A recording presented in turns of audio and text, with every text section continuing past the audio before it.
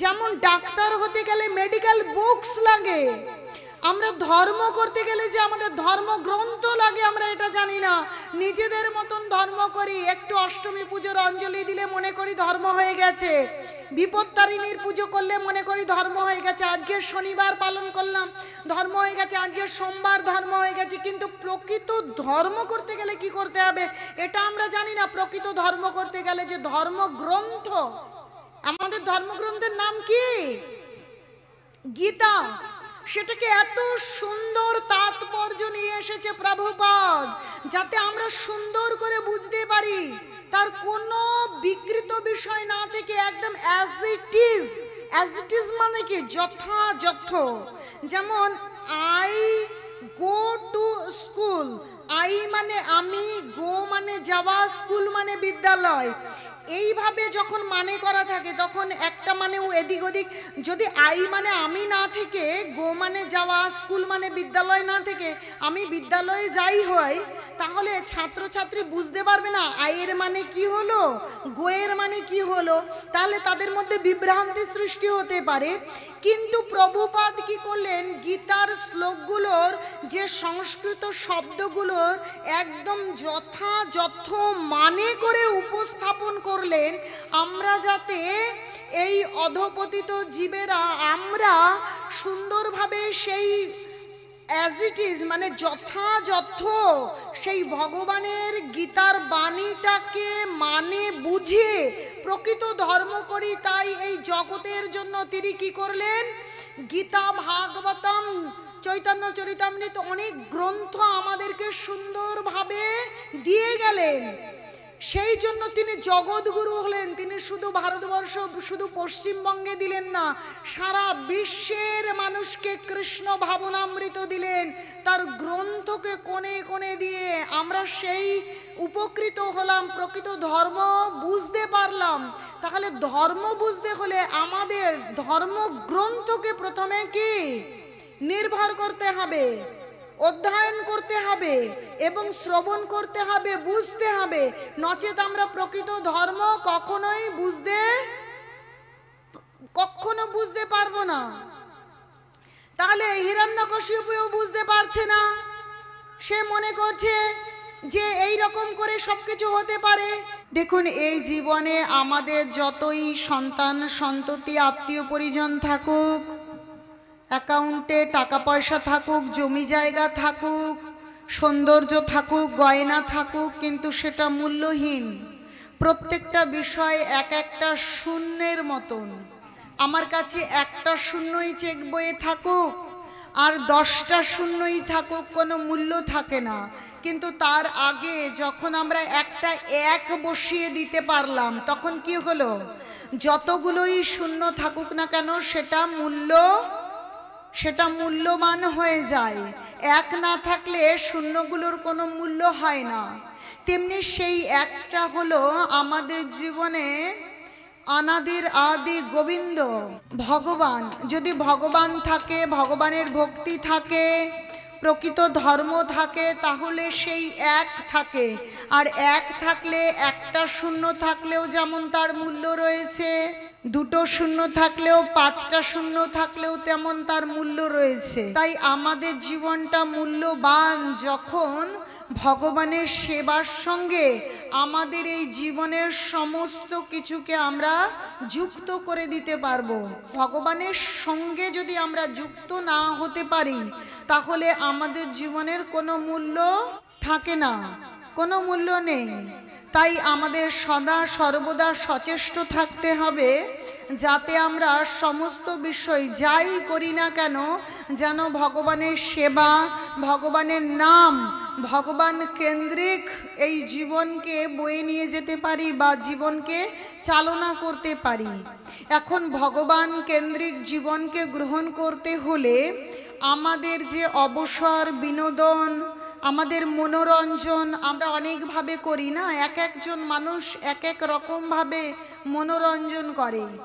কেউ বা ধরুন রাজনীতির কোনো আলোচনা, তর্ক বিতর্ক সেখানে যায়, কেউ সিনেমা সিরিয়ালের আলোচনা বা সেগুলো দর্শন করে, যার যার মনো অভিলাষ যেমন সেখানে যায়। কিন্তু ওইভাবে আমরা আমাদের প্রকৃত জীবনে আনন্দ পেতে পারি না, আর আমাদের মানব জীবন সার্থক হতে পারে না। তাই আমাদের অবসর, বিনোদন, আনন্দ যা কিছুই হোক না কেন, সমস্ত বিষয় ভগবান কেন্দ্রিক হওয়াই শ্রেষ্ঠ। এখন ভগবান কেন্দ্রিক হতে গেলে আমরা এই যে সিরিয়াল, নাট্যাভিনয়, সিনেমা অনেক কিছু দর্শন করি, শ্রবণ করি, সেইগুলো না করে আমরা কি করব, ভগবান আমাদেরকে নিজে লীলা করে আমাদের সেই আনন্দের খোরাক, আনন্দের বিষয় আমাদের উপহার দিয়ে গেছেন। ভক্তকে অনুগ্রহ করে ভগবান কি করেন, লীলা বিলাস করেন। লীলা পুরুষোত্তম শ্রীকৃষ্ণ ভগবান যুগে যুগে অবতারী হয়ে এসেছেন, কিন্তু লীলা করেছেন ভগবান শ্রীকৃষ্ণ। লীলা করে যেমন আমাদের শিক্ষা দিয়েছেন, আবার তিনি আমাদেরকে যেন আমরা অন্য কোনো বিষয় নিয়ে আনন্দ না করে ভগবানের সেই লীলা দর্শন করে, শ্রবণ করে আনন্দ করি, ভগবান সেই মেসেজটা আমাদের দিয়েছেন, বার্তা আমাদেরকে দিয়েছেন যে আমরা যেন আমাদের মানব জীবনকে ভগবান কেন্দ্রিক গড়ে তুলতে পারি। তো বিভিন্ন সময় বিভিন্ন ভক্তদেরকে কেন্দ্র করে ভগবান আমাদেরকে শিক্ষা প্রদান করেছেন। তো এরকম একজন শ্রেষ্ঠ ভক্ত কাহিনী আমরা জানতে পারি, সেটা হচ্ছে প্রহ্লাদ মহারাজ। ভক্ত ভগবানের অতীব প্রিয়, ভক্তকে ভগবান বড় ভালোবাসে। আমরা যখন সেই ভক্তের সঙ্গে ভগবানের যে লীলা হয়েছে সেই লীলা শ্রবণ করি এবং অধ্যয়ন করি, তখন কি হয় জানেন? বলছে নষ্ট প্রায়েষু অভদ্রেষু নিত্যং ভাগবত সেবায়া ভগবত উত্তম শ্লোকে ভক্তির ভবতি নৈষ্ঠিকে। যদি প্রত্যেক দিন আমরা ভাগবতমে, গীতা ভাগবতমে শ্লোক অনুবাদ, তাৎপর্য অধ্যয়ন করি এবং শ্রবণ করি, তাহলে কি হবে? নষ্ট প্রায়েষু অভদ্রেষু, নষ্ট হয়ে যাবে প্রায় সমস্ত রকম অমঙ্গল। তাই বলছে নষ্ট প্রায়েষু অভদ্রেষু নিত্যং ভাগবত সেবায়া। প্রত্যেক মুহূর্তে, প্রতিদিন যদি আমরা ভাগবতম সেবা করি।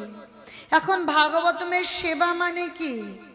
ফুল তুলসী দিয়ে ভাগবতকে বা গীতাকে লাল শালু মুড়িয়ে ভগবানের আসনে রেখে দিলাম, তাতেই কি ভগবানের সেবা হয়ে যায়? ভাগবত সেবা হয়? সেটা হয় কিছুটা পরিমাণ। আসলে সম্পূর্ণ সেবা তখনই হয় আমরা যদি গীতা ভাগবতম প্রত্যেক দিন অধ্যয়ন করি, প্রত্যেক দিন শ্রবণ করি এবং সেটা বুঝে নিয়ে জীবনে আচরণ করি। তাহলেই আমাদের জীবনের যত অমঙ্গল আছে প্রায় সমস্ত অমঙ্গল চলে যায়। এখন আমরা মনে করতে পারি আমাদের জীবনের অমঙ্গল মানে হচ্ছে বাড়ি না হওয়া, চাকরি না হওয়া, রোগ ব্যাধি না হওয়া, এই বিষয়গুলো। কিন্তু না, প্রকৃত অমঙ্গল সেগুলো নয়।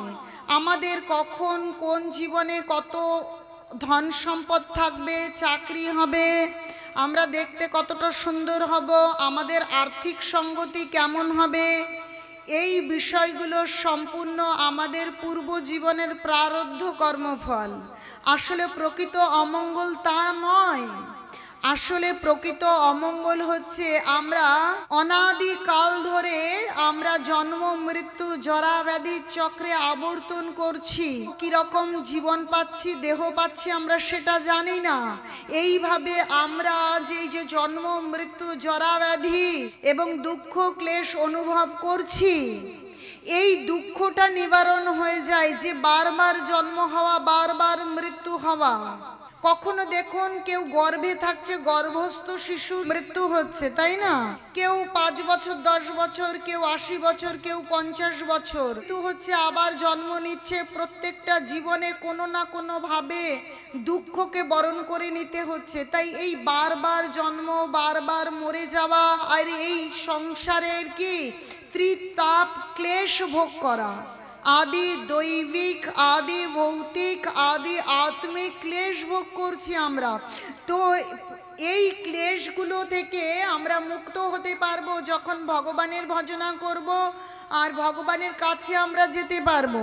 তাই এই যে ভগবানের ভজনা করলে দুঃখকে জয় করতে পারবো। তাই প্রকৃত অভদ্র বিষয়, অমঙ্গল বিষয় হচ্ছে যে সমস্ত জড় জাগতিক চিন্তা ভাবনাকে তুচ্ছ মনে করে যখন আমরা অনাদির আদি গোবিন্দ চরণের শরণ গ্রহণ করব এবং ভগবানের নাম করব, যে তখন আমাদের সমস্ত অমঙ্গল দূরীভূত হয়েছে।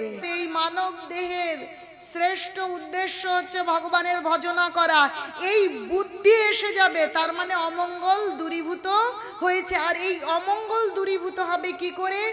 যদি আমরা প্রত্যেক দিন গীতা ভাগবতম অধ্যয়ন করি, অধ্যয়ন করে বোঝার চেষ্টা করি এবং নিজের জীবনে সেই রকম করে আস্তে আস্তে আমরা আচরণ করি।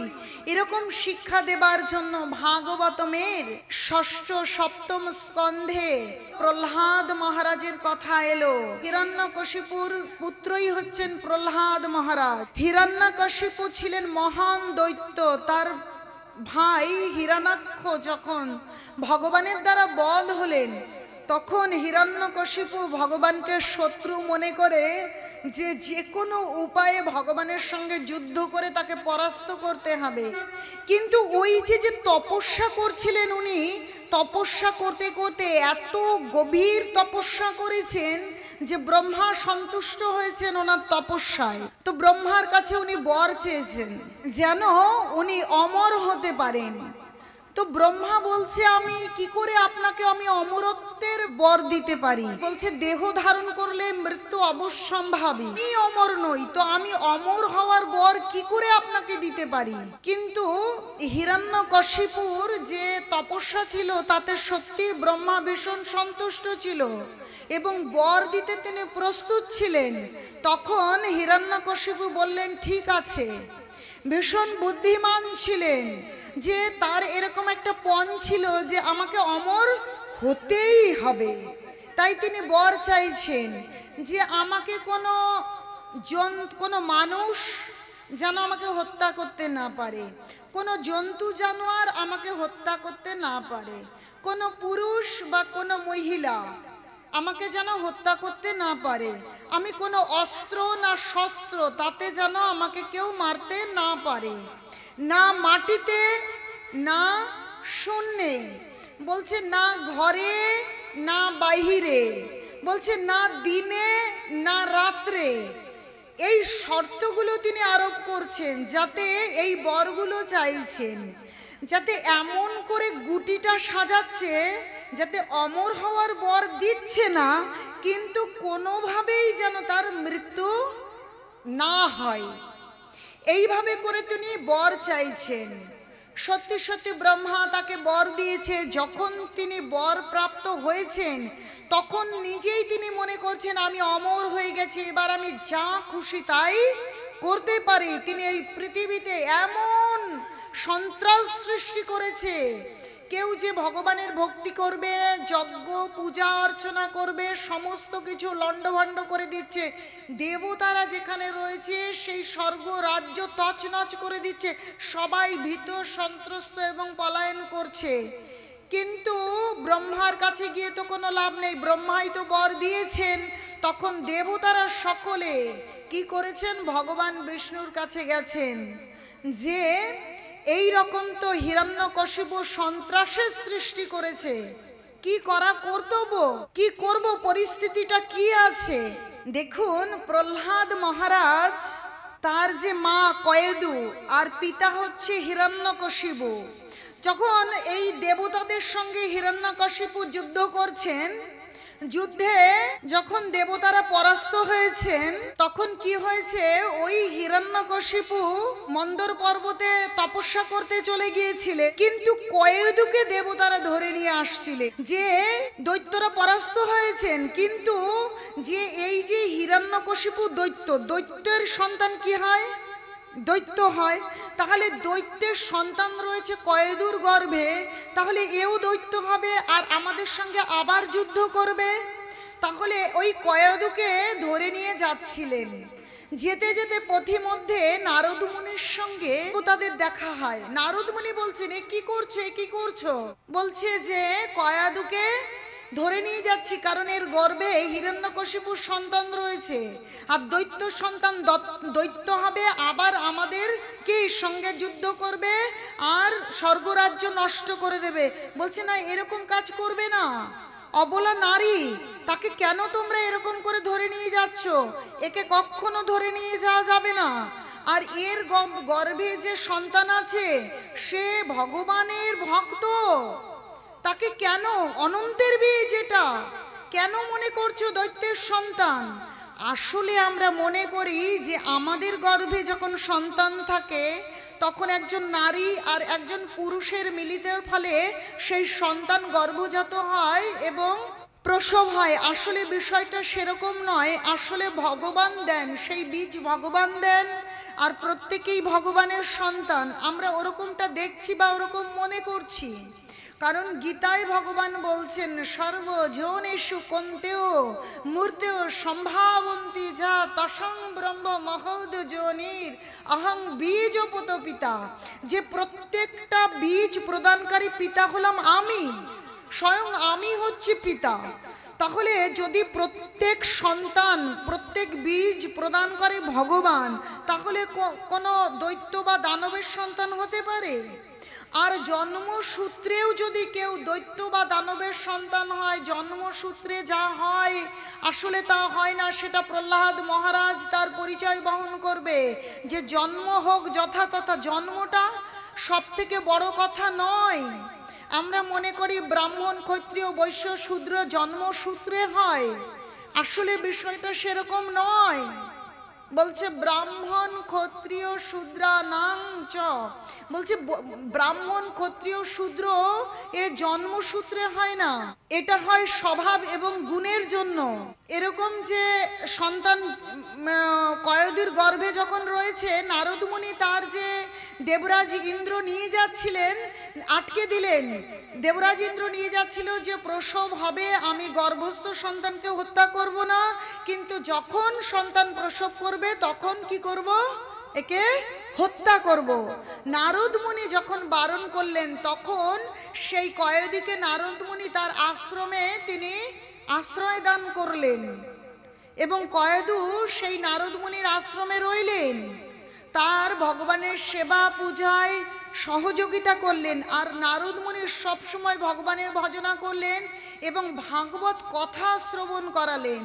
সবসময় তিনি ভাগবত কথা শ্রবণ করাচ্ছেন আর কয়েদু শ্রবণ করছেন। কয়েদু অনুরোধ করেছিল যে মুনিবর, প্রভু আমার স্বামী যতদিন না তপস্যা করে ফিরে আসবে আমি গর্ভস্থ সন্তান প্রসব করব না, আমার স্বামী ফিরে আসবে তারপরে আমি প্রসব করব। বলেছি ঠিক আছে, আপনার স্বামী ফিরে আসুক, আপনি তারপরেই প্রসব করবেন, ততদিন এখানে নির্ভয়ে আপনি থাকুন। তো এই যে গর্ভস্থ ছিলেন তখন প্রহ্লাদ মহারাজ আর নারদ মুনি ভাগবত কথা বলছেন আর কি করছে, মা শ্রবণ করছেন। আসলে মায়ের মধ্যে দিয়ে গর্ভস্থ প্রহ্লাদ মহারাজ ভগবানের কথা শ্রবণ করছেন। এইভাবে যখন তিনি জন্মগ্রহণ করলেন, তারপরে হিরণ্যকশিপু তাকে তার গুরুগৃহে পাঠিয়ে দিলেন। ষণ্ড এবং অমর্ক, ষণ্ড এবং অমর্ক শুক্রাচার্যের দুই পুত্র, তারা তার গুরু, তাদের কাছে পাঠিয়ে দিলেন, গুরুগৃহে পাঠিয়ে দিলেন। এখন গুরুগৃহে সমস্ত বালকের সঙ্গে প্রহ্লাদ মহারাজ তার শিক্ষা করছেন। সেখানে রাজনীতি শেখানো হচ্ছে, অর্থনীতি, মানে রাজা হতে গেলে যে শিক্ষাগুলো প্রয়োজন সেই শিক্ষাগুলো প্রহ্লাদ মহারাজ শিখছেন। কিন্তু যখনই শিক্ষকরা শিখিয়ে চলে যাচ্ছেন, অবসর সময় থাকছে, তখন প্রহ্লাদ মহারাজ তার বাল্য বন্ধুদের ভগবানের ভক্তি করবার জন্য অনুপ্রেরণা দান করছে এবং শেখাচ্ছে সকলে ভগবানের ভজনা করো। আরে এই মানব জীবন, তখনই শ্রেষ্ঠ। এই মানব জীবনের শ্রেষ্ঠ উদ্দেশ্য হচ্ছে ভগবানের ভজনা করা। এই রাজনীতি, এই অর্থনীতি, কূটনীতি এগুলো কি করবে? একজনকে শত্রু তৈরি করবে, একজনকে মিত্র তৈরি করবে। রাজা যখন হয়, কিছু তার শত্রুপক্ষ থাকে, কিছু তার মিত্র থাকে।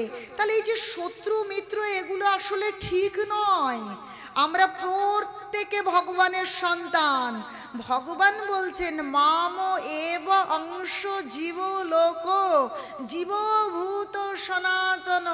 আমরা সকলে ভগবানের সন্তান, আর আমাদের জীবনের উদ্দেশ্য হচ্ছে ভগবানের ভজনা করা। অতএব তোমরা রাজনীতি শিখছো, অর্থনীতি শিখছো, কিন্তু শ্রেষ্ঠ বিষয়ই হচ্ছে ভগবানের ভজনা করা। তোমরা এই অল্প বয়স থেকে ভগবানের ভজনা করো। বলছে কৌমারং আচরত প্রাজ্ঞ ধর্মন ভগবতানিহা দুর্লভং মনুষ্য জন্ম তদ অপি অধ্রুবম অর্থদম। বলছে কৌমারং আচরত প্রাজ্ঞ, তোমরা শোনো এই কুমার বয়স থেকে, এখন তো ছোট, এখন থেকেই কি করো? প্রকৃত ধর্ম করো। বলছে কৌমারং আচরত প্রাজ্ঞ ধর্মন ভাগবতানিয়, তোমরা এখন থেকে ভাগবত ধর্ম করো। দুর্লভং মনুষ্য জন্ম, যে এই যে মানব হয়েছ, এই জন্মটা দুর্লভ। দেখুন প্রহ্লাদ মহারাজ আমাদেরকে শিক্ষা দিচ্ছে যে আমরা মনুষ্য জীবন পেয়েছি, এই জীবনটা দুর্লভ, যে এই জীবন এত সহজে আমরা পাইনি। অনেক জীবন অনেক জনই ভেদ করে এসে ভগবানের কৃপায় এত সুন্দর মানব দেহ পেয়েছি। অতএব এখন কর্তব্য, অনেকে বলে না যে বয়স অল্প, এখনই কি ভগবানের ভজনা করবার সময় হয়েছে নাকি, এখন পড়াশুনো করবে, খেলাধুলো করবে না। প্রহ্লাদ মহারাজ শেখাচ্ছে একদম অল্প বয়স থেকে ভগবানের ভজনা করতে হবে, ভাগবত ধর্ম করতে হবে। এইভাবে তার সহপাঠীদের তিনি বোঝাচ্ছেন, এবং সহপাঠীরা ভীষণ একাগ্রচিত্ত হয়ে তার কথাগুলো শ্রবণ করেন। এইভাবে তিনি গুরুগৃহে এইভাবে চলছেন। কিছুদিন যখন গুরুগৃহে থাকবার পর বাড়িতে গেছে, তখন পিতার কাছে গেছে, পিতার কাছে সুন্দর আদর করে কোলে বসিয়েছে। ছেলে এসেছে, বাবা হিরণ্যকশিপু সন্তান বাৎসল্যে ছেলেকে জিজ্ঞেস করছে, বাবা তুমি যে তোমার গুরুগৃহে গিয়ে কি শিখছো? বলছে আমি কি শিখবো? ওই রাজনীতি অর্থনীতি তো কাউকে শত্রু আর মিত্র করে।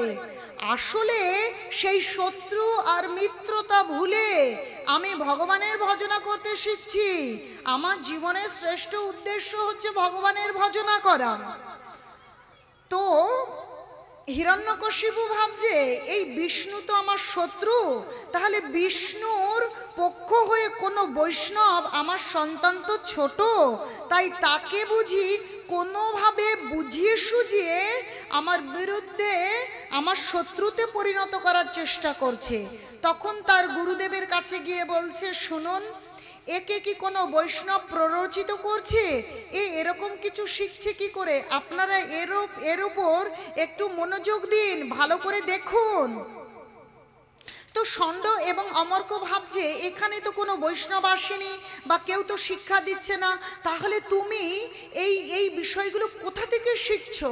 তোমাকে কি কেউ শিখিয়ে দিচ্ছে যে ভগবানের ভজনা করতে হবে? আমরা কেবল শত্রু মিত্র হওয়ার শিক্ষা দিচ্ছি, কুটিল চিন্তা ভাবনা তৈরি করবার শিক্ষা দিচ্ছি। বলছে না না, আপনারা কেন শেখাবেন? আপনাদের কোনো দোষ নেই। তখন সুন্দর করে সম্বোধন করে প্রহ্লাদ মহারাজ বলছে, যথা ব্রাহ্মোত্তয়া ব্রাহ্মণা, ব্রাহ্মণ বলে সম্বোধন করছেন তার গুরুকে, যে যথা ব্রাহ্মোত্তয়া ব্রাহ্মণ স্বয়মাকর্ষ সান্নিধ্য তথা মে বিদ্যতে চেতশ্চক্র পানির যদি ইচ্ছয়া। যেমন একটা চুম্বক লোহা, পিন, পেরেক, লৌহজাত পদার্থকে আপনা আপনি আকর্ষণ করে, তথা পানের যে চক্রপাণি, চক্রমানি কি, যার হাতে সুদর্শন চক্র থাকে, সেই অনাদির আদি গোবিন্দ ভগবান আমাকে আপনা আপনি আকর্ষণ করছে।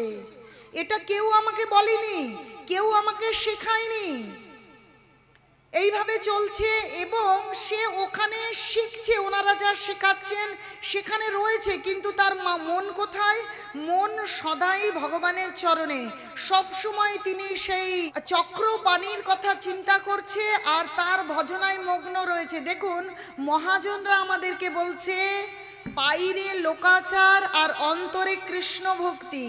বাইরে আমাদেরকে জীবিকার জন্য কত রকম ব্যবসা করতে হয়, তো 5 টাকার জিনিস নিয়ে এসে 7 টাকায় বিক্রি করতে হয়, তাই তো, বিক্রি করতে হয়। তো আমাদের কত রকম চাকরি, কত রকম কাজ জীবিকার প্রয়োজনে করতে হয়, কিন্তু বাইরে যা কর্তব্য, জীবিকা যা কিছু আছে আমরা সেটা করব, কিন্তু আমাদের অন্তরে কি থাকবে? অন্তরে থাকবে কৃষ্ণ ভক্তি। যে এই মানব জীবন পেয়েছি, এই মানব জীবনের শ্রেষ্ঠ উদ্দেশ্যই হচ্ছে কি? ভগবানের ভজনা করা। এইভাবে চলতে চলতে যখন হিরণ্যকশিপুর কাছে গেছে প্রহ্লাদ মহারাজ, তখন হিরণ্যকশিপু আবার দেখছে যে তাকে তো গুরুগৃহে পাঠিয়ে গুরুদেরকে সাবধান করে দিয়েছি, দেখা যাক আমার ছেলের শিক্ষা প্রশিক্ষণ ঠিক মতন হচ্ছে কিনা। তখন প্রহ্লাদ মহারাজকে হিরণ্যকশিপু জিজ্ঞেস করেছে, আচ্ছা তুমি কি শিখেছো, কি বুঝেছো তোমার গুরুদেবের কাছে, জীবনের শ্রেষ্ঠ উদ্দেশ্য কি? তখন প্রহ্লাদ মহারাজ সুন্দর করে বলছেন কি, যে শ্রবণ কীর্তনং বিষ্ণু, বলছে শ্রবণং কীর্তনং বিষ্ণু, শরণং পাদ সেবনং, অর্চনং বন্দনং, দর্শ সক্ষমাত্মা নিবেদনম। বলছে শ্রবণ, বলছে ভগবানের কথা এই কর্ণে শ্রবণ করা, শ্রবণ কীর্তন। আমরা যে কথা বলি সারাদিন আমাদের জীবিকার প্রয়োজনে যে কথাবার্তাগুলি ঠিক আছে, কিন্তু অধিকাংশ সময় আমরা নানা জড়জাগতিক বিষয়ে আলোচনা করি, রাজনীতির বিষয়ে আলোচনা করি, প্রজল্প করি, নানা মানুষের সমালোচনা করি, কিন্তু স্বয়ং প্রহ্লাদ মহারাজ বলছে শ্রবণং কীর্তনং বিষ্ণু, বলছে ভগবানের কথা, ভগবানের লীলা, ভগবানের নাম শ্রবণ করুন। আর কি? কীর্তনং বিষ্ণু। কীর্তন মানে মুখে আমরা কার কথা বলবো? সদাই কার কথা বলবো? ভগবান কেন্দ্রিক কথাবার্তা বলবো। আমাদের জীবিকার প্রয়োজনে বা সাংসারিক প্রয়োজনে যে কথাটুকু বার্তাটুকু প্রয়োজন সেটা বলবো। বাকি সময় আমরা মহিলাই হই, আমরা মাতাজি হই বা প্রভুই হই, মানে পুরুষই হই, আমরা কখনো জড়জাগতিক শাড়ি গয়না রাজনীতির বিষয়ে কথাবার্তা বলে আমাদের জীবনের মূল্যবান সময়ের আমরা কি অপচয় করব না। আর আমরা ওই জড়জাগতিক বিষয়ে কথা বলি বলে দেখবেন কারোর সঙ্গে গল্প বা কথা বলছেন, একটা সময় তিক্ততা আসবে। দেখবে চায়ের দোকান বা ধরুন কয়েকজন বন্ধু মিলে রাজনীতির কথা বলছে, এক কথা দু কথা তিন কথা হতে হতে কি হবে, শেষ পর্যন্ত তর্কাতর্কি আর একটা তিক্ততা আসে কি না বলুন তো? আসে তো। চায়ের দোকানেই হোক আর রাজনীতির বিষয়ে আলোচনা হোক বা পাড়া প্রতিবেশী যে বিষয়ে হোক, একটা তিক্ততা আসে। কিন্তু আমরা সেই কথাবার্তা যদি ভগবান বিষয়ে, ভাগবত বিষয়ে, গীতার বিষয়ে বলি, তাহলে আমাদের প্রকৃত আনন্দ আসবে। তাই প্রহ্লাদ মহারাজ স্বয়ং বলছেন যে শ্রবণং কীর্তনং বিষ্ণু, যদি মুখে কিছু কীর্তন করতে হয়, বলতে হয় ভগবানের কথা। হ্যাঁ, শরণং বলছে সর্বদা স্মরণ করতে হবে, বলছে সব সময় ভগবানের কথা শ্রবণ করতে হবে, এটাই অবশ্য করণীয় কার্য। যে সব সময় আমরা ভগবানের নাম করব, ভগবানকে স্মরণ করব আর ভগবানের লীলাকে শ্রবণ করব এবং সেটা মনে করার চেষ্টা করব। তো পাদ সেবনং বলছে অর্চনং, আমরা অর্চনা করব কার? ভগবানের পূজা অর্চনা করব, ভগবানকে ফুল দিয়ে মালা দিয়ে সাজাবো, ধূপ প্রদীপ দেব, অর্চন করব।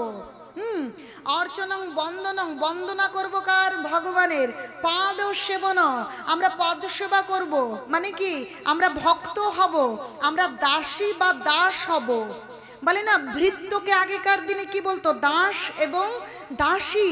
আমরা আসলে ভগবানের দাস দাসী হব। তাই দেখুন যারা গৌড়ীয় বৈষ্ণব তাদের যখন দীক্ষা হয় তখন নাম হয় কি?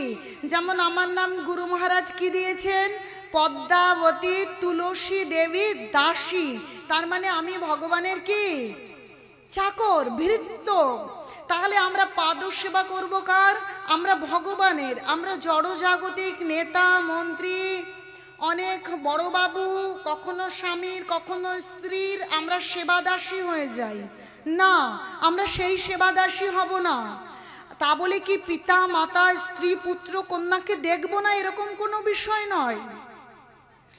আমরা আমাদের স্ত্রী পুত্র কন্যা বড়বাবু নেতা মন্ত্রী সকলের প্রতি কর্তব্য করব, নয় আমরা তাদের ভৃত্যে পরিণত হব, দাসী বা দাস। আমরা কার হব?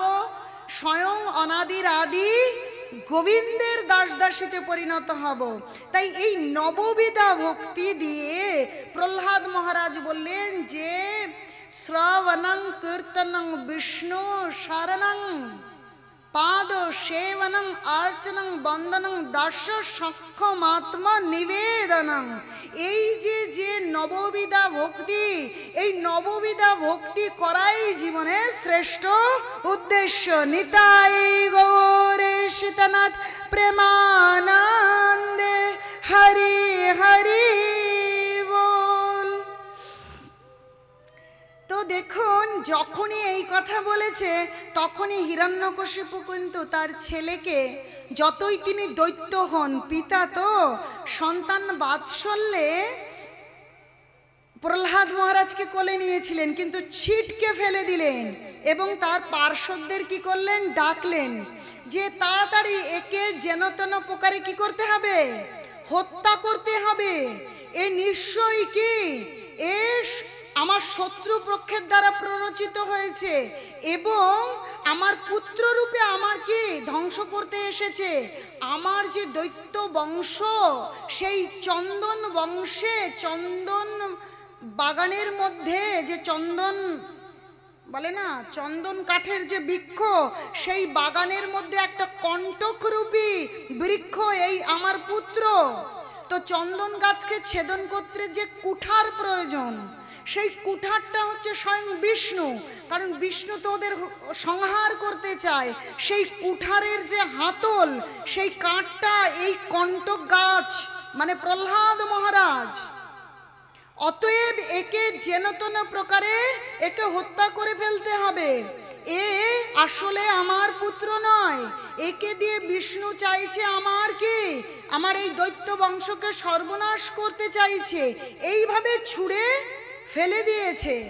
কিন্তু প্রহ্লাদ মহারাজ কখনোই পিতা এই রকম যে আচরণ করলেন তাতে একটু ভীত সন্ত্রস্ত হচ্ছে না, তিনি ভয় পাচ্ছেন না, তার কোনো ভয়ও লাগছে না, তিনি বিচলিত হচ্ছেন না, তিনি স্থিরভাবে রয়েছেন।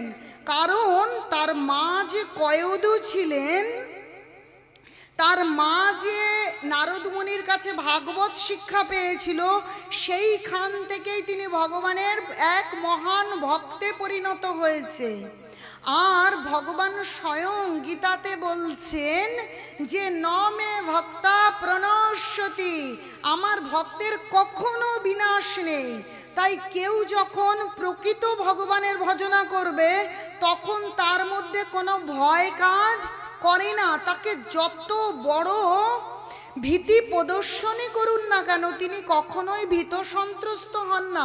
কারণ তিনি জানেন আমি অনাদির আদি গোবিন্দকেই ভালোবাসি এবং তার ভক্তি করাই আমার জীবনের শ্রেষ্ঠ উদ্দেশ্য।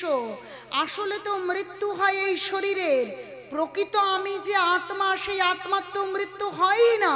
আমি ভগবানের অংশ, অংশের কাজ পূর্ণের সেবা করা। তাহলে আমার আত্মা, আমি ভগবানের সেবা করব, আমি ভগবানের ভজনা করব, আমার তাতে কিসে ভয়? কোনো ভয় পাচ্ছেন না।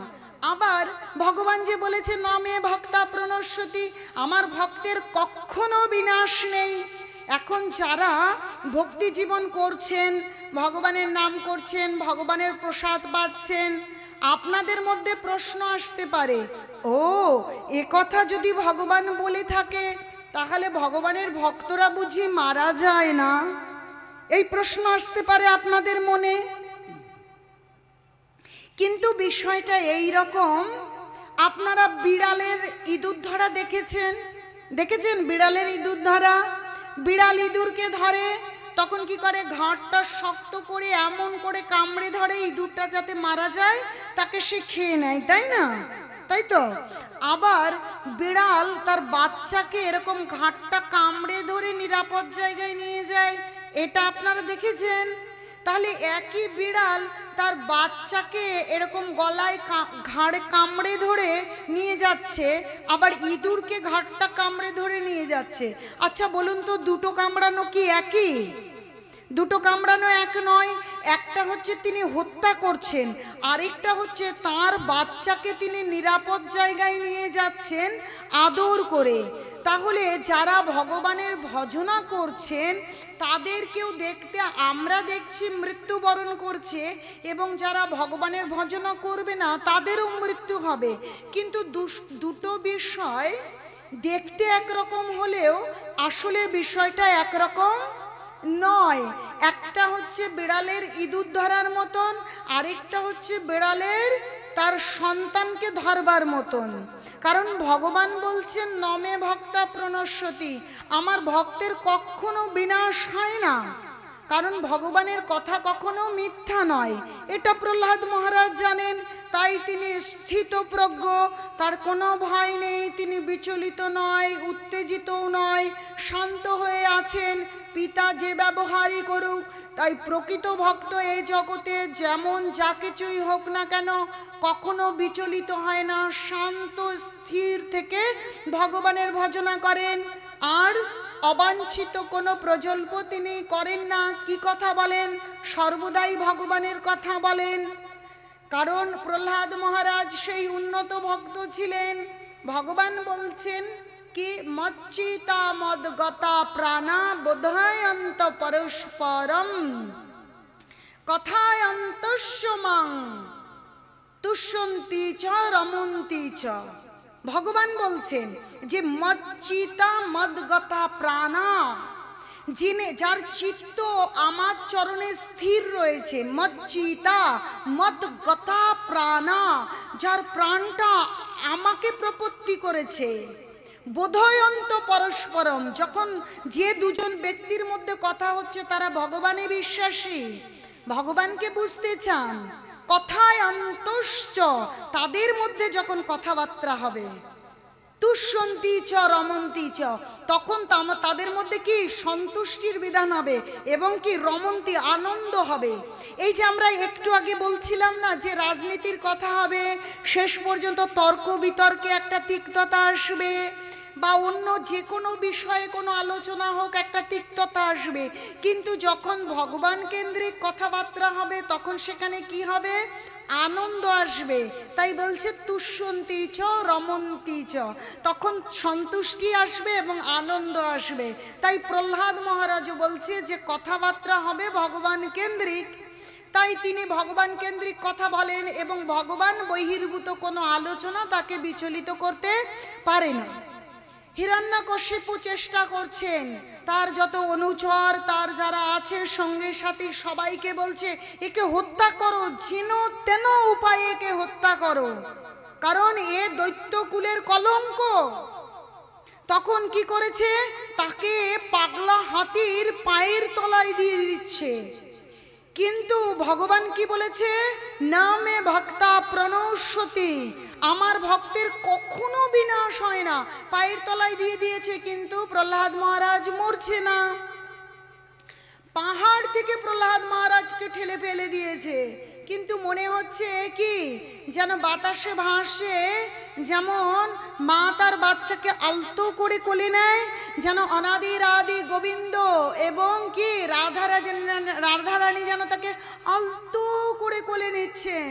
তার কোনো অনুভবই নেই, কোনো কষ্ট নেই, এবং তাকে ভীষণ মারাত্মক বিষ প্রদান করা হয়েছে যে একে এরকম করে মরছে না কেন, বিষ দাও। কিন্তু বিষ দিয়েছে, কিন্তু তাকে বিষই দেওয়া হোক আর যাই দেওয়া হোক, যখন ভক্তের কাছে কোনো খাদ্য আসবে, বিষ নিশ্চয়ই বিষের মতন করে দিচ্ছে না, বিষ কোনো খাদ্যে মিশিয়েই তাকে দেওয়া হচ্ছে। কিন্তু জানেন প্রকৃত সাধু কাকে বলে আপনারা জানেন? প্রকৃত সাধু যে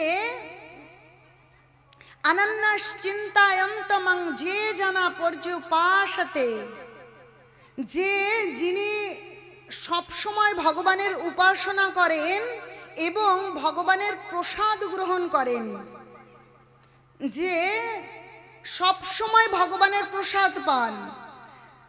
কি করছেন? যখন তার কাছে কোনো খাবার আসছে বা বিষ তাতে মিশিয়ে দিয়েছে, কিন্তু ভক্তরা কি করে? কোনো খাবার পেলেই কি সাথে সাথে গপ গপ করে খেয়ে নেয় না। কি করে?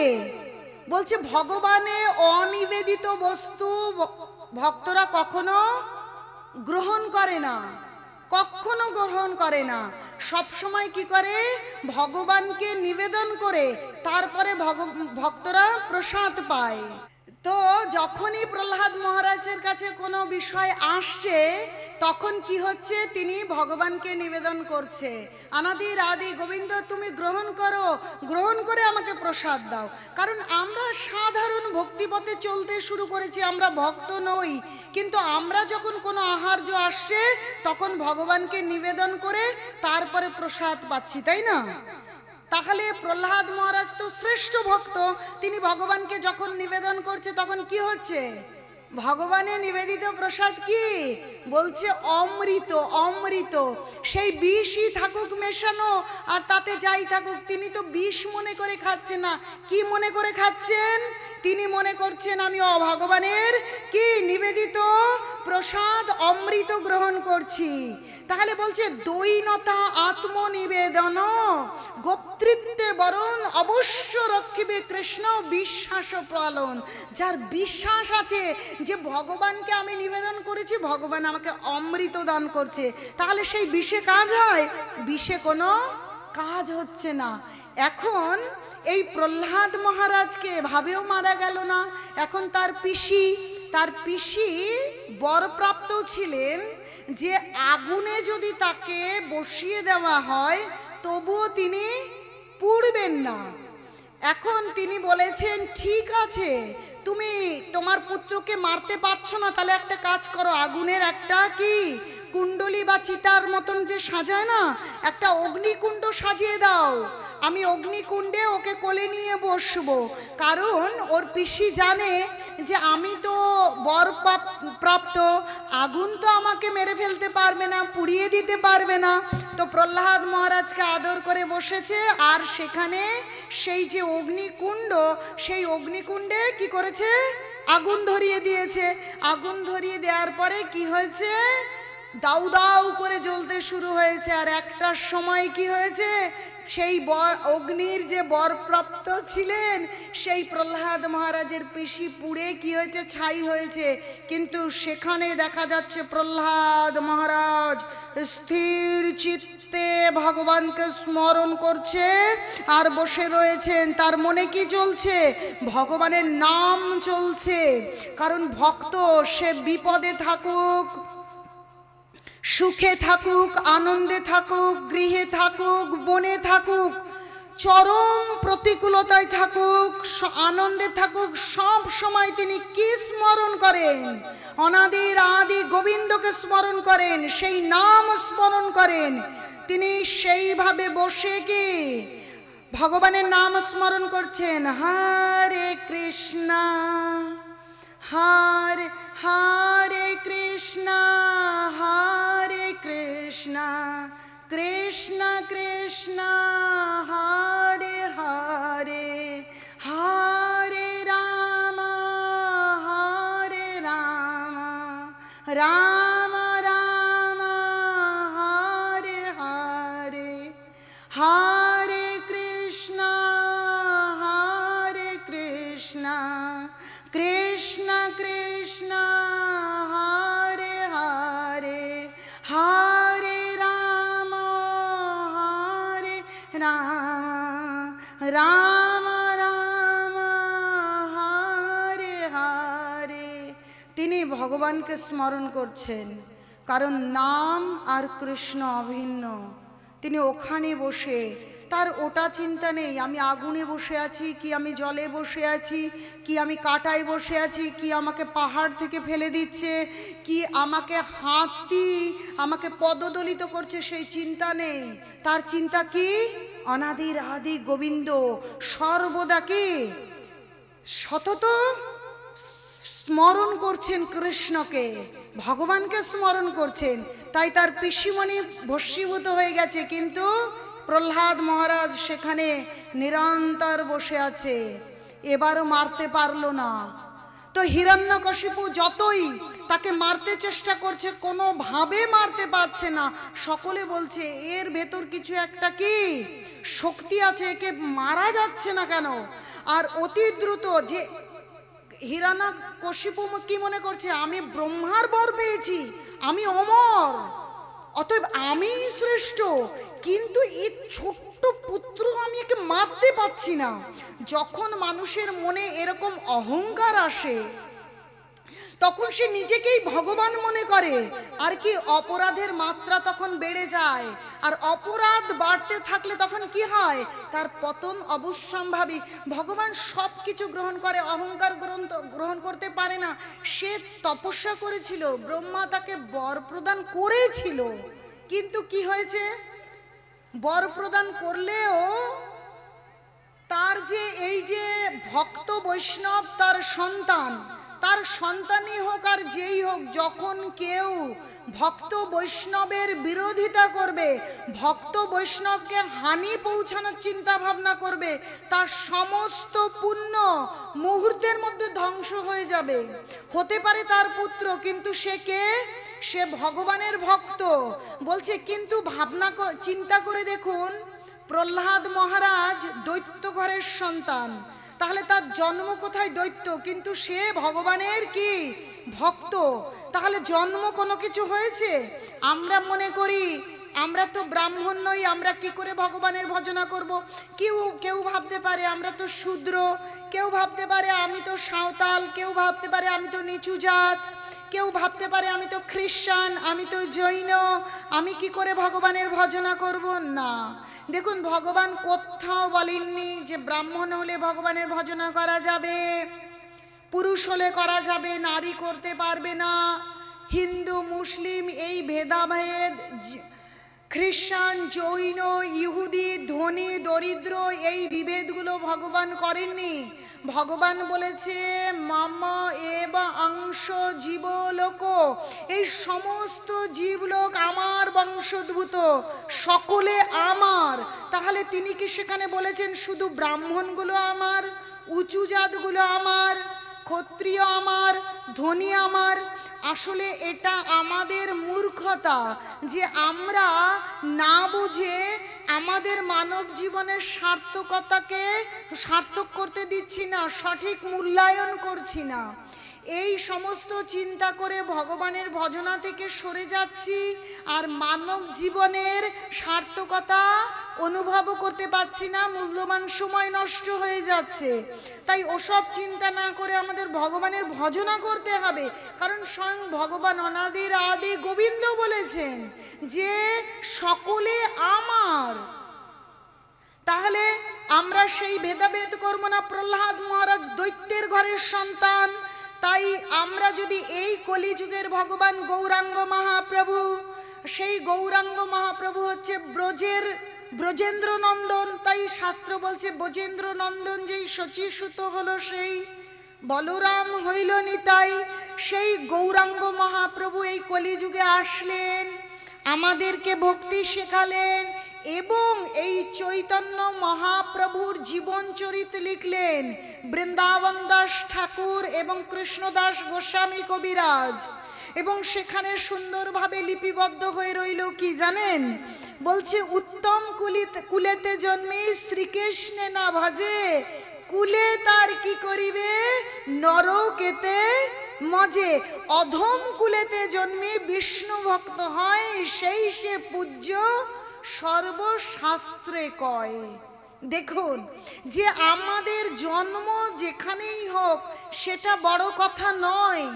আমরা মণ্ডল কি সরকার, কি ব্রাহ্মণ কি ক্ষত্রিয়, কি দাস, না আমরা ওরাও, না মুন্ডা, না আদিবাসী, না আমরা হিন্দু মুসলিম, তাতে কিচ্ছু যায় আসে না।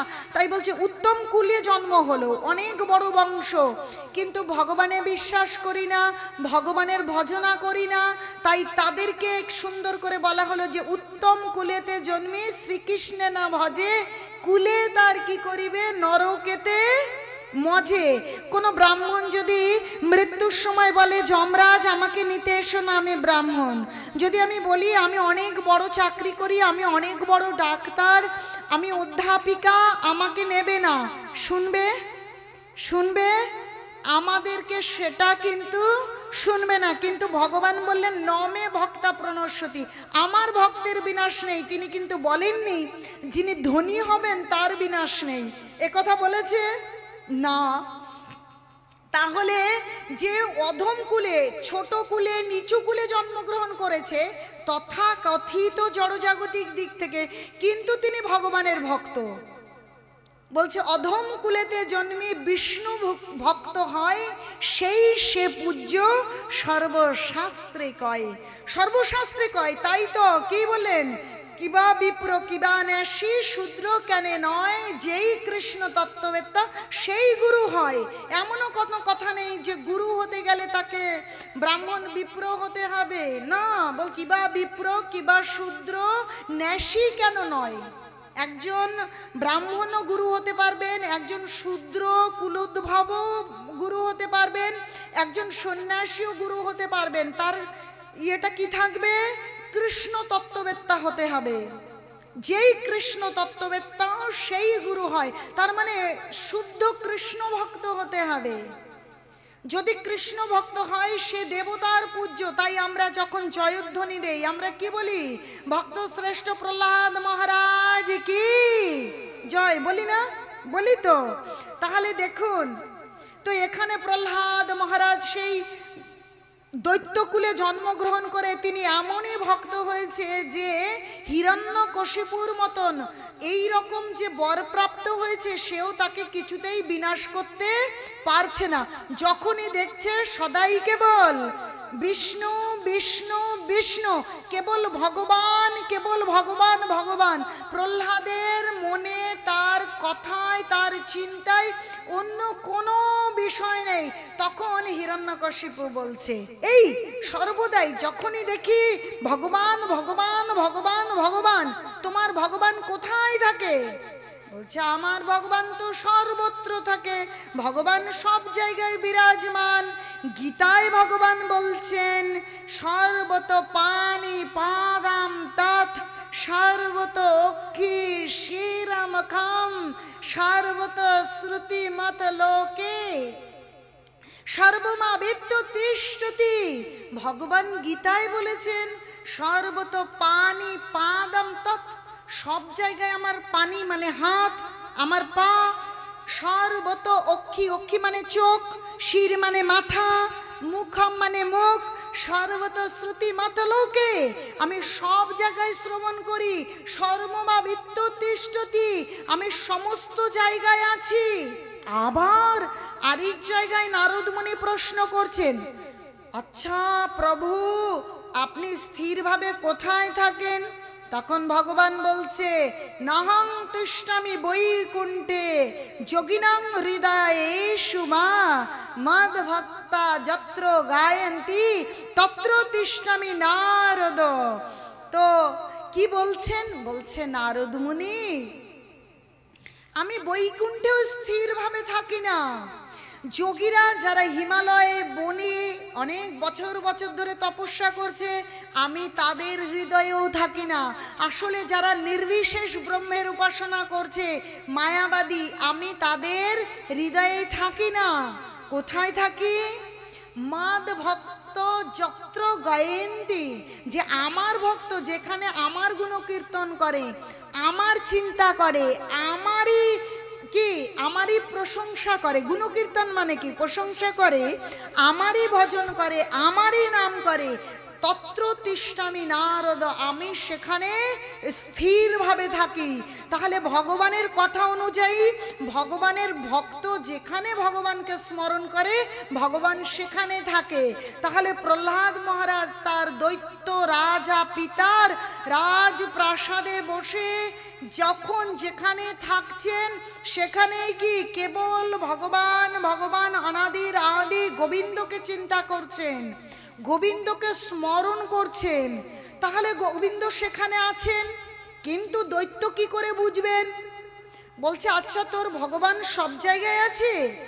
এই যে রাজপ্রাসাদ, এই রাজপ্রাসাদের এই যে থাম্বাগুলো দেখছো, এর মধ্যেও তোর ভগবান আছে? বলছে, অবশ্যই আছে, আমার ভগবান এখানেই আছে। একটু আগে আমি বললাম না যে দৈনতা, আত্মনিবেদন, গোপ্তৃত্বে বরণ, অবশ্য রক্ষিবে কৃষ্ণ বিশ্বাস পালন। ভগবানের প্রতি বিশ্বাসটা এমন যে ভক্তের বিশ্বাসকে কখনো ভগবান কি নষ্ট করে দেন না। তো বলছে এখানে আছে, বলছে হ্যাঁ আমার ভগবান এখানেও আছে, আমার ভগবান সর্বত্র আছে। তো হিরণ্যকশিপু ভাবছে যত সব ভুজরুকি, এখানে আবার ভগবান থাকে নাকি? কারণ দেখুন, প্রহ্লাদ মহারাজের চিন্তা ভাবনা আর দৈত্য হিরণ্যকশিপু হচ্ছে দৈত্য, যে ভগবানের লীলা, ভগবানের রূপ গুণ নাম যা কিছু আছে পরিকর, এ তো অভক্ত লোক কখনোই বুঝতে পারে না। বুঝতে পারে? গীতায় বলছে ভক্তা মাম অভিজানতি জবন যস্মি তত্তত তত মাং তত্তত জ্ঞাতা বিশতে তদন্তরম।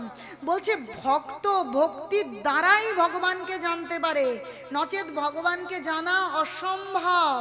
তাই বলছে ভক্তা মাম অভিজানতি জবন যস্মি তত্তত, মানে যেমন স্বরূপত ভগবান যেমন হন সেই রকম ভাবে ভক্ত জানতে পারেন, ভক্ত ভক্তি দ্বারাই জানতে পারেন, অন্য কেউ ভগবানকে জানতে পারেন না।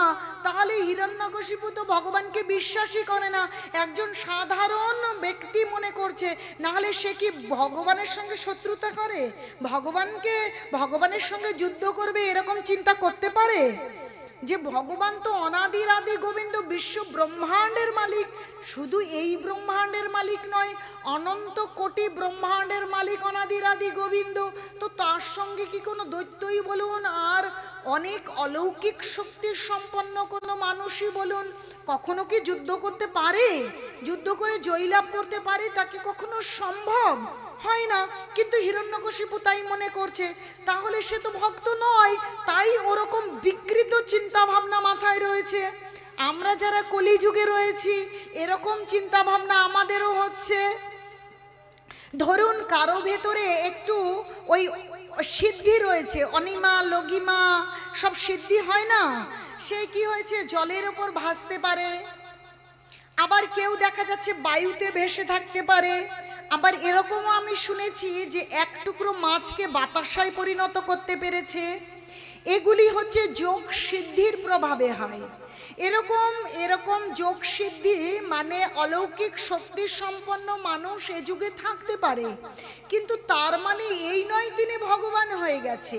কিন্তু আমরা কলিযুগের মানুষ যখন কেউ এরকম অলৌকিক শক্তি সম্পন্ন কোনো মানুষকে দেখছি বা তার সম্বন্ধে শ্রবণ করছি, তখন সেই মানুষকে ভগবানের আসনে বসিয়ে ফেলছি, ভগবানকে সরিয়ে রাখছি।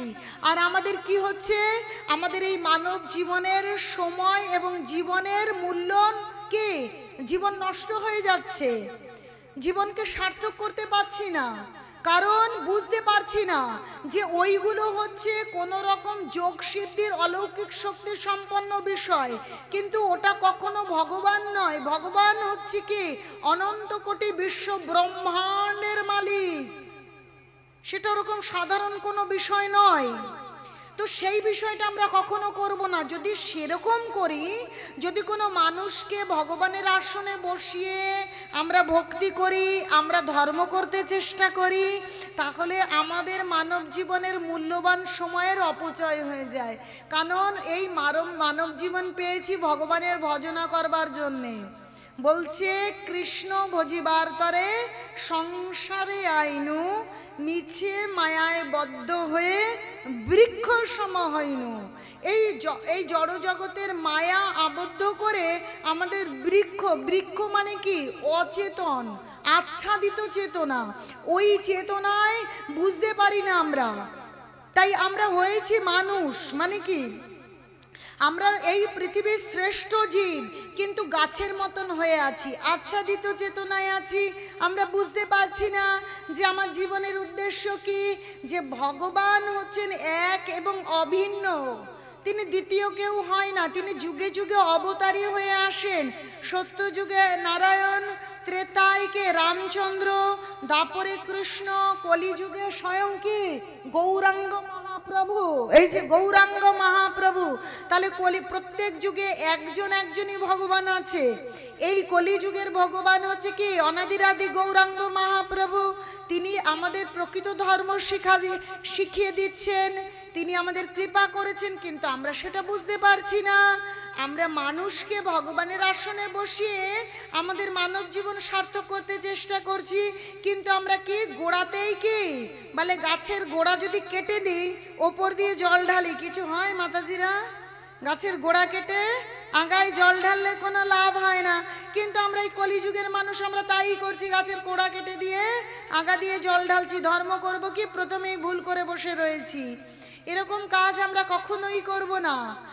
আমরা অন্য দেব দেবী মহাপুরুষ যারা আছে তাদেরকে প্রণাম করব, শ্রদ্ধা করব, কিন্তু ভগবানের আসনে অনাদির আদি গোবিন্দ কৃষ্ণ, দ্বিভুজ মুরলী মনোহর শ্যাম সুন্দর আনন্দঘন রূপ বিগ্রহ কৃষ্ণ এবং গৌরাঙ্গ মহাপ্রভু পুরীধামে রয়েছে কি জগন্নাথ রূপে। তাহলে বলছে যেই গৌর সেই কৃষ্ণ সেই জগন্নাথ, কিন্তু কোন মানুষকে আমরা ভগবানের আসনে বসাতে পারি না। এখন প্রহ্লাদ মহারাজ এইভাবে যখন বলছে যে ভগবান সব জায়গায় আছে, তো এ থামবার আশ্চর্য কিছু? অবশ্যই ভগবান আছে, কিন্তু প্রহ্লাদ মহারাজের পিতা বুঝতে পারছে না, তাই গদা নিয়ে এসে পরাক্রমে কি করছে, তার যে অহংকারের তেজে মত্ত হয়ে সেই গদা দিয়ে থাম্বাতে আঘাত করেছে। যখন থাম্বাতে আঘাত করেছে, থাম্বা ভাঙবে কি, ভগবান তার রত্ন সিংহাসনে থাকতে না পেরে এক গম্ভীর আয়োজন করে একদম ভুবন কি আলোড়ন সৃষ্টি করে সেই থাম্বা থেকে বেরিয়ে এসেছে। অগ্নি রূপ ধারণ করে কি করছে, ওপরটা সিংহ আর অর্ধেক তার মানব। নৃসিংহ ভগবানের রূপ ধারণ করে তিনি কি করেছেন, এসে গেছেন। নৃসিংহ ভগবান কি, বাধা বিঘ্ন নাশ নৃসিংহ ভগবান কি, প্রহ্লাদ মহারাজ কি। তো সেই নৃসিংহ ভগবান এসে গেছে।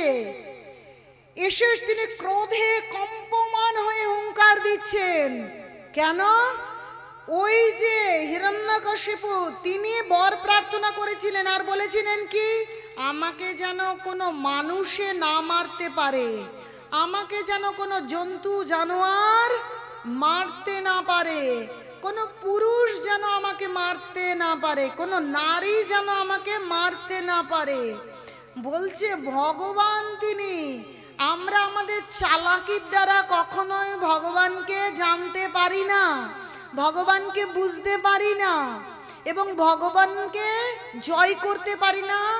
চালাকির দ্বারা হয় না, একমাত্র কি কিসের দ্বারা হয়? ভগবানকে জয় করা, ভগবানকে জানা কিসের দ্বারা সম্ভব? একমাত্র ভক্তির দ্বারা। তাই এই দামবন্ধন লীলা নিশ্চয়ই আপনারা শুনেছেন, যে যশোদা মা যখন ছোট্ট কৃষ্ণকে বাঁধছেন দামোদর লীলায়, তাই না, তার 9 লক্ষ ধেনু সেই নবলক্ষ ধেনুর যে দড়ি রশি, সেই রশি দিয়ে ছোট কৃষ্ণকে বাঁধছেন বাঁধছেন বাঁধছেন, কিন্তু কিছুতেই বাঁধতে পারছে না, দু আঙুল ফাঁকা থেকেই যাচ্ছে। আমরা কখনোই ভগবানকে বাঁধতে পারি না, একমাত্র আমাদের ভক্তি এবং প্রচেষ্টা আর ভগবানের কৃপা। যখন ভগবান স্বয়ং তার যশোদা মা শ্রেষ্ঠ ভক্তকে কৃপা দৃষ্টি দিলেন, তখন মাই তাকে বাঁধতে পারলেন। অর্থাৎ ভক্তির দ্বারাই ভগবানকে কি জয় করা যায়, কখনো চালাকির দ্বারা জয় করা যায় না। তো তপস্যা করা, ওই হিরণ্যকশিপু ভেবেছিল আমি তপস্যা করে অনেক বড় হয়ে গিয়েছি, আমি আমার মৃত্যুকে জয় করে অমরত্ব প্রাপ্ত করব, তাই আমাকে কেউ মারতে পারবে না। কিন্তু ভগবান বলছে যে বাপেরও কি, বাপেরও বাপ থাকে, তাই না? তো নৃসিংহ ভগবান এসে গেছেন, এসে এইবার হিরণ্যকশিপুর সঙ্গে যুদ্ধ বেঁধেছে। শুধু যে হিরণ্যকশিপু যুদ্ধ করছে তা নয়, তার যারা অনুচর দৈত্য ছিল সবাই আসছে, আর ভগবান নৃসিংহ ভগবান যেন কি পুতুলের মতন ছুঁড়ে ছুঁড়ে তাদেরকে ফেলে দিচ্ছে। এইভাবে করতে করতে কি হয়েছে, এইবার হিরণ্যকশিপুকে যখন যুদ্ধ করতে করতে ঠিক গোধূলি মানে কি, যখন দিনও নয় রাতও নয়, হিরণ্যকশিপু বর চেয়েছিলেন যে আমাকে দিনেও মারতে পারবে না, আমাকে রাত্রেও মারতে পারবে না। তো গোধূলি মানে নয় রাত নয় দিন, দিন এবং রাতের সন্ধিক্ষণ, গোধূলি লগ্ন এসেছে। বলছে ঘরেও নয় বাইরেও নয়, ঘর আর বাইরে যে চৌকাঠ দরজা থাকে না, চৌকাঠের ওপর, সেই চৌকাঠকে না ঘর ধরা হয় না ঘরের বাইরে ধরা হয়। বলছে অস্ত্রেও নয় শস্ত্রেও নয়, যে ওপরেরটা কি সিংহরূপ, সিংহের কি থাকে বড় বড় নাখুন মানে কি নখ থাকে, ওই নখ দিয়ে, এইবার বলেছে মাটিতেও নয় শূন্যেও নয়, অঙ্কের ওপর কি করেছে হিরণ্যকশিপুকে এরম করে নিয়েছে, নিয়ে এইবার ওই নখ দিয়ে হিরণ্যকশিপুর একদম কি বুকটা পুরো চিড়ে দিয়েছে নৃসিংহ ভগবান। দেখেন দৈত্যকে কি করে সংহার করে। আমরা গীতা বুঝতে চেষ্টা করি না যে প্রকৃত ধর্ম করতে গেলে গীতা জানতে হবে, যেমন ডাক্তার হতে গেলে মেডিকেল বুকস লাগে, আমরা ধর্ম করতে গেলে যে আমাদের ধর্মগ্রন্থ লাগে আমরা এটা জানি না, নিজেদের মতন ধর্ম করি। একটু অষ্টমী পুজোর অঞ্জলি দিলে মনে করি ধর্ম হয়ে গেছে, বিপত্তারিণীর পুজো করলে মনে করি ধর্ম হয়ে গেছে, আজকে শনিবার পালন করলাম ধর্ম হয়ে গেছে, আজকে সোমবার ধর্ম হয়ে গেছে। কিন্তু প্রকৃত ধর্ম করতে গেলে কি করতে হবে এটা আমরা জানি না। প্রকৃত ধর্ম করতে গেলে যে ধর্মগ্রন্থ, আমাদের ধর্মগ্রন্থের নাম কি গীতা, সেটাকে এত সুন্দর তাৎপর্য নিয়ে এসেছে প্রভুপাদ, যাতে আমরা সুন্দর করে বুঝতে পারি, তার কোনো বিকৃত বিষয় না থেকে একদম অ্যাজ ইট ইজ মানে কি যথাযথ।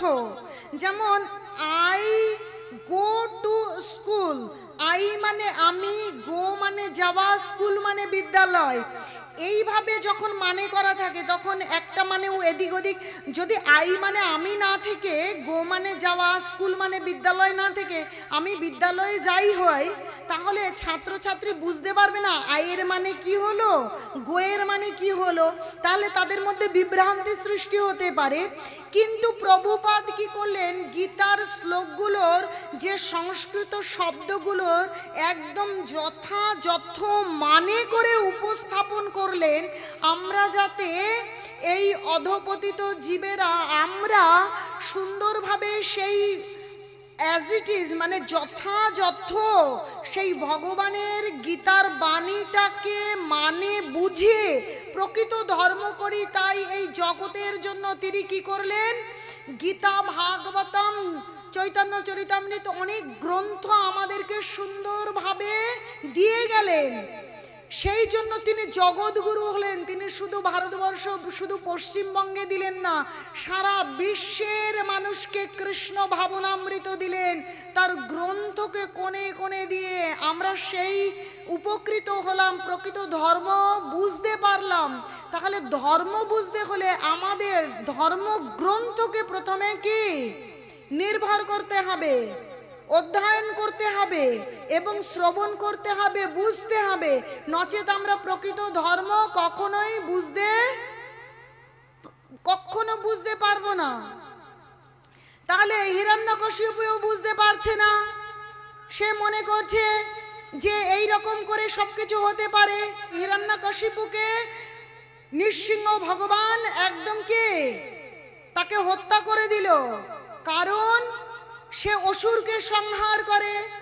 কারণ গীতায় ভগবান বলেছে, যে কারণে গীতার প্রসঙ্গ আসলো, গীতার ৪র্থ অধ্যায়ে ভগবান বলছে, ৭ম এবং ৮ম শ্লোকে কি বলছে, যদা যদা হি ধর্মস্য গ্লানির্ভবতি ভারত অভ্যুত্থানম অধর্মস্য তদাত্মানং সৃজাম্যহম পরিত্রাণায় সাধুনাং বিনাশায় চ দুষ্কৃতম ধর্ম সংস্থাপনার্থায় সম্ভাবামি যুগে যুগে। বলছে যখন যখন ধর্মের গ্লানি হয়, আমি সত্য ধর্ম প্রতিষ্ঠা দেবার জন্য আসি, আমি সাধুকে পরিত্রাণ করি আর অসুরকে সংহার করি। তাহলে দেখলেন তিনি সাধু, প্রকৃত প্রহ্লাদ মহারাজ সাধু, প্রকৃত ভক্ত, তাই তিনি সাধুকে কি করলেন, উদ্ধার করলেন, পরিত্রাণ করলেন। সাধুকে সব সময় দৈত্যরাজ হিরণ্যকশিপু মারতে চাইছে, তাই তিনি সাধুকে বাঁচালেন, প্রত্যেক বাড়ি বাঁচিয়েছেন। আর তিনি হিরণ্যকশিপু দৈত্য, তিনি দুষ্কৃতকারীকে সংহার করেন। আজ তিনি কি রূপে সংহার করলেন না, তিনি নিজস্ব যে রূপ সেই রূপে আসলেন না, তিনি অর্ধেক সিংহ অর্ধেক মানুষ নরহরি রূপে ভগবান অবতারী হয়ে কি আসলেন আর হিরণ্যকশিপুকে আজকে বধ করলেন। কি গীতার কথা মিলল কি মিলল না? তাহলে আমরা যখন ধর্ম করি তখন নিজেদের মতন করে ধর্ম করি, কিন্তু ধর্মগ্রন্থ পড়িও না, বোঝবারও চেষ্টা করি না। যখন আমরা জপ করছি, তিলক পরব, মালা করব, গীতা অধ্যয়ন করব, তখন আশেপাশের লোক বলবে বড় ধর্ম করছে, এসব করবার দরকার নেই, ওই অষ্টমীর পুজোর অঞ্জলি দিয়েছি এতেই হয়ে গেছে, শিবরাত্রি উপোস করেছি এতেই ধর্ম হয়ে গেছে। না, আমরা দেবদেবীর কাছে পুজো করে কৃষ্ণ ভক্তি চাইব। প্রকৃত ধর্ম হচ্ছে গীতাতে আছে। যদি প্রকৃত ধর্ম দেবদেবীকে ভজনা করলে বা পুজো করলেই হতো, তাহলে ভগবান তো এই কথা লিখতেন না। ভগবান কি লিখেছে, যে সর্বধর্মান পরিত্যাজ্য মামেকং শরণং ব্রজ অহং তং সর্ব পাপেভ্যো মোক্ষয়িষ্যামি মা শুচো। তিনি তো একথা বলতেন না যে সমস্ত ধর্ম পরিত্যাগ করে তুমি আমার চরণে শরণ গ্রহণ করো, তোমাকে কোনো শোক করতে হবে না, আমি তোমাকে উদ্ধার করবো, একথা বলেছেন? তাহলে তো তিনি বলতেন আমার চরণে নয়, দেবদেবীদের চরণে আশ্রয় গ্রহণ করো, কিন্তু তা তো তিনি বললেন না। বললেন যে সর্বধর্মান পরিত্যাজ্য, মানে নিজেদের মনোগড়া পুজো অর্চনাকে ছেড়ে যেন আমরা ভগবান যেভাবে বলছে সেইভাবে ভগবানের চরণে আশ্রয় গ্রহণ করি। তাই গীতার শেষে অষ্টাদশ অধ্যায়ে তিনি সুন্দর করে বললেন যে আমরা যেন ভগবানের ভক্ত হই, ভগবানের ভজনা করি। তা বলে যে দেবদেবীকে অশ্রদ্ধা করব, প্রণাম করব না, তা কিন্তু নয়। সমস্ত দেব দেবী মহাপুরুষ যে যেখানে আছে সকলকে আমরা শ্রদ্ধা করব, আমরা প্রণাম করব এবং তাদের কাছে কি চাইব, যেন আমাদেরকে কৃষ্ণ ভক্তি দান করেন। কারণ দেবদেবীরা মহান মহান বৈষ্ণব এবং বৈষ্ণবী শ্রেষ্ঠ আশুতোষ, মানে মহাদেব আশুতোষ নাম হলো, তিনি খুব অল্পতে সন্তুষ্ট হন। তাই আশুতোষের কাছে আপনাদের মন্দিরে আমি দেখলাম আশুতোষ রয়েছে। আমরা যদি আশুতোষকে বলি, মহাদেব, আপনি তো আশুতোষ, সমস্ত অপরাধ ক্ষমা করে আপনি আমাকে কৃষ্ণ ভক্তি দান করুন।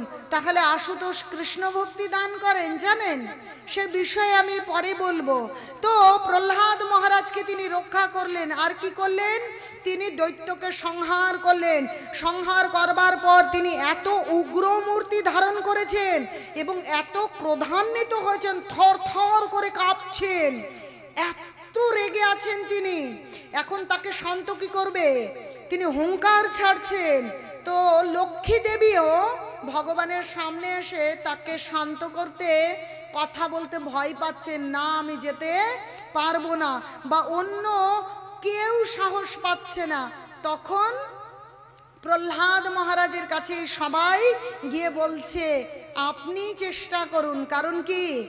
ভগবান সবসময় ভক্ত প্রিয় হয়, ভক্ত তার কি ভীষণ প্রিয় এবং ভালোবাসার বস্তু। তাই প্রহ্লাদ মহারাজ তার কাছে গেলেন এবং কাছে যখন গেলেন তখন সেই নৃসিংহ ভগবান ওকে আশীর্বাদ করলেন এবং বর প্রদান করতে চাইলেন। কিন্তু জানেন, যারা মহান ভক্ত হয় তারা জানেন ভক্তির থেকে শ্রেষ্ঠ বিষয় এই পৃথিবীতে আর কোনো কিচ্ছু হয় না, তার থেকে বড় সম্পদ আর কিচ্ছু হয় না। তাই বলছে যে ধনে হইয়া ধনী, মণি রে না মানো মণি। তো প্রহ্লাদ মহারাজ বলছে আমার কোনো কিচ্ছু চাই না, যেন আমার জন্ম জন্ম আপনার চরণে অহৈতুকী ভক্তি থাকে, আমি আপনার ভজনা করতে পারি, আপনি আমাকে এই কৃপা আশীর্বাদ দান করুন। আমার আর কোনো কিচ্ছু চাই না, কোনো জড় জাগতিক বিষয় আমার চাই না। তো ভক্তরা এমনই হয়, তারা কখনো কোনো জড়জাগতিক স্থাবর অস্থাবর সম্পদ, জমি জায়গা, টাকা পয়সা ভগবানের কাছে চায় না। কি চায় জানেন? শিক্ষাষ্টকম শ্লোকে যেমন ভগবান শিখিয়ে দিয়েছেন গৌরাঙ্গ মহাপ্রভু, যে ভক্ত ভগবানের কাছে কি চাইবে? না ধনং না জনং না সুন্দরী কবিতাং বা জগদীশ কামায়ে মম জন্মানে জন্মানেশ্বরে ভবতাদ ভক্তি রহিত কীর্তয়ী। যে আমি জন চাই না, আমি ধন চাই না, আমি সুন্দর কবিতা বা জগদীশ কামও চাই না, আমার যেন জন্ম জন্ম ভগবানের চরণে কি অহেতুকী ভক্তি থাকে, আমি আর কিচ্ছু চাই না। সত্যি কিছু চাইনি, কিন্তু একটা বিষয় চেয়েছেন। শেষ পর্যন্ত যখন ভগবান বারবার বলেছেন কেন চাইলেন, সেটারও কারণ আছে। বলছে যে